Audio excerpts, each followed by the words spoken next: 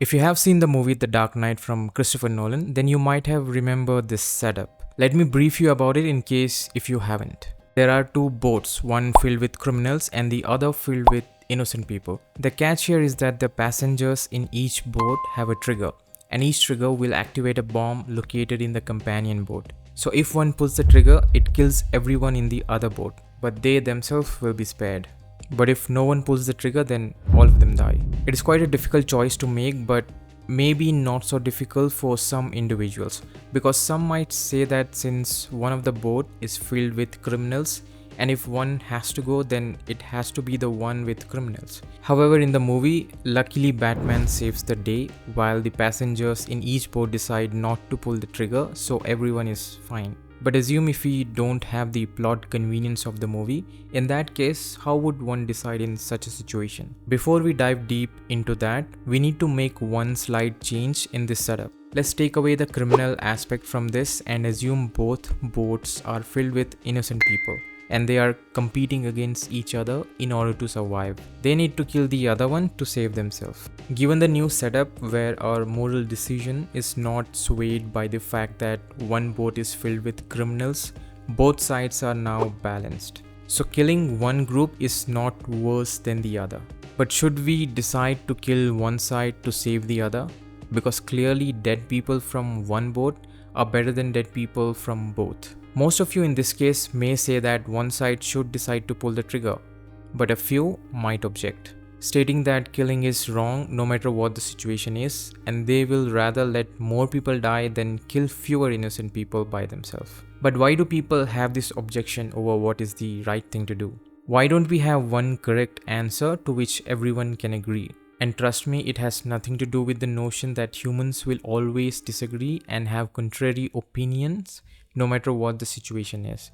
The moral objection is much deeper than that. And in order to understand its depth, we need to get a bit more philosophical here. So let's dive deeper. The example that I gave you from the movie The Dark Knight is similar to a problem which we have in philosophy of ethics called the Trolly Problem. In our example, people who decided to pull the trigger are more aligned with a moral principle in philosophy called Utilitarianism. And people who decided not to pull the trigger because according to them killing is wrong no matter what are the type of people who are more aligned with a moral principle in philosophy called deontology or categorical imperative. These two are the current competing moral principles we have in philosophy. But this is not just a philosophical problem that only exists in some abstraction. In any real life situation where we have to choose between the needs of the few and the needs of the many, we encounter the exact same trolley problem, be it on a much smaller scale. The two major competing theories of ethics are at odds with each other. In order to understand the conflict between these two moral philosophies, let us understand the classical case of the trolley problem. Imagine there's a trolley running down the track. The track further splits into two.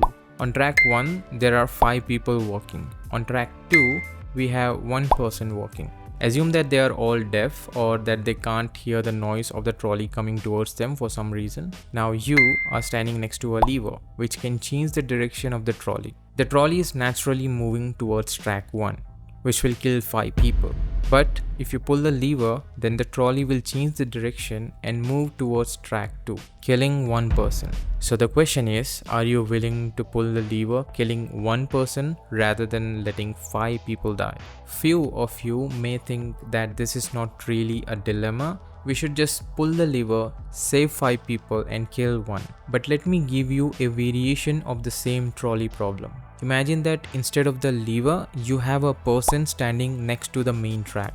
And in this case, we only have 1 track with 5 people. And if you push that person on the track, you will kill that 1 person but end up saving 5 people. This small modification helps us to feel the guilt of killing 1 person in a better way. So many people who would previously pull the lever are now not willing to push a person to save the same number of people, even though the number of people dying is still the same. This trolley problem reveals many things when it comes to human behavior and psychology. But the one core principle that this unveils is the fundamental conflict that lies between two major philosophies of ethics. These are, as I mentioned, utilitarianism and deontology. Let us understand both in brief to know what the conflict is. Ethics, which comes from utilitarianism, primarily deals with pain and pleasure. So in order to be more ethical, all we have to do is increase the amount of pleasure and decrease the amount of pain. So this will allow us to kill people or harm people if that will result in saving or providing pleasure to more people. In simple terms, the needs of many outweigh the needs of few. Which is why in the example from the movie The Dark Knight, it was okay to kill one group because that would result in saving more people. The exact same goes with the trolley problem. You pull the lever or push one person on the track to save 5 people. As long as the number of people being saved is greater than the number of people being killed, it is okay to kill. On the other hand, ethics from deontology argues that moral principle should be more sacred. It shouldn't change based on the number of people involved. We should rather have a strict rule, like killing, stealing and harming other people is wrong no matter what. Which is why in the example of the movie The Dark Knight, some people are not willing to pull the trigger because killing is wrong no matter what. And if that results in the death of more people, then so be it. But we should never involve ourselves in the act of killing. The same goes for people who refuse to pull the lever or push the person on the track in the trolley problem. One should not kill no matter what the circumstances are. Both principles of ethics are compelling. We cannot completely disregard one or the other. But they do come in conflict very often, as we saw in our example, which is why we still debate about the trolley problem. But this is not only a conflict based on two different ethical theories in philosophy. It reveals a conflict embedded much deeper in logic itself. Let me explain what I mean by that. You see, no matter what type of ethical principle one proposes, it always tells you that certain actions are okay and certain actions are not okay. Now, you might think that utilitarianism is not based on action, but it is rather relative, as the actions we should take depend on the number of people involved. But we need to understand that the only reason we care about the number of people involved is because we originally defined our ethics based on pain and pleasure. Pain is bad and pleasure is good. So actions that increases pleasure are okay and actions that increases pain are not okay. Now if you look utilitarianism and deontology, they both actually give you the same fundamental principle. Deontology will say killing is wrong and utilitarianism will also say killing is wrong as it increases pain. So in principle, both theories of ethics are same at the core. Because if not, then that would mean humans disagree on ethics on a principle basis.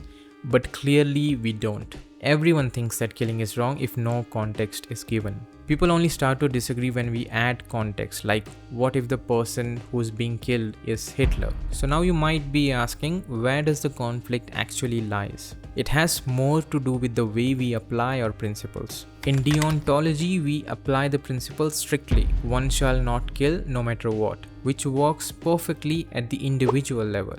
But in utilitarianism, we care more about the overall results, hence the individual is sacrificed. But you may ask, why do we have to apply our principles in different ways? Why can't we always implement our principles in the same way and get a consistent result? This is because logic won't allow us to do that. The simple way to explain this is to understand that following a principle is different than promoting a principle. In deontology, we follow the principle which says one should not kill, and follow that in every step of the way, no matter what the situation is, because that is what it means to follow a principle. But promoting our principle to get large-scale results is different, because if you want to get consistent result at large scale, then you need to sacrifice or let go of the principle at small scale. Because, and here's the important thing, that no principle of logic tells us that no one will be killed if we apply our principle strictly.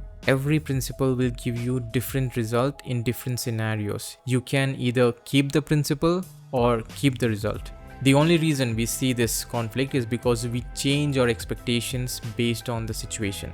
On a small scale, our expectations are with us, where we should not do any harm.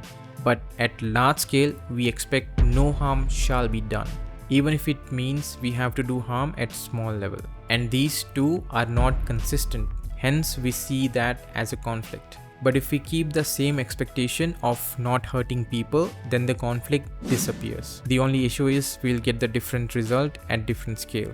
But some might argue that this issue only exists because we are trying to build principle of ethics from logic.